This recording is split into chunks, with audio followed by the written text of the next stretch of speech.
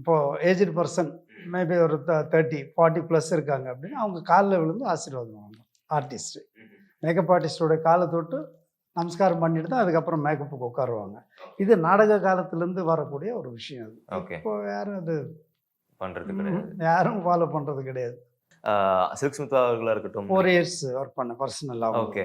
Okay. கண்டிப்பா அவங்க வந்துட்டு லைக் சில விஷயங்களை ஷேர் பண்ணியிருந்திருப்பாங்க. ஆமாம், கண்டிப்பாக ஃபேமிலி விஷயங்கள் வந்து அது இருக்கும். Hair, makeup, costume, assistant, driver இத்தனை பேர் இருக்கு. யாரும் ஒருத்தர்கிட்ட ஒரு மனம் விட்டு பேசக்கூடிய ஒரு இது இருக்கும். அவங்களும் ஷேர் பண்ணிப்பாங்க. ஓகே. ஒரு நாளைக்கு அங்கே போகிறோம், அந்த ட்ரெஸ்ஸு காஸ்டியூம் ரெடி ஆகல, இதை பண்ணணும் அதை பண்ண அவர் விட்டுட்டு நம்ம போகலாம். இந்த மாதிரி எல்லாம் மிங்கிளாகி ஒரு ஃபேமிலியாக தான் ஒர்க் பண்ணியிருக்கோம். அவங்க ஆர்டிஸ்ட்டு, நான் மேக்கப்பு, இவர் ஹேர் ட்ரெஸ்ஸர், அந்த ஃபீலிங் இருக்காது அங்கே.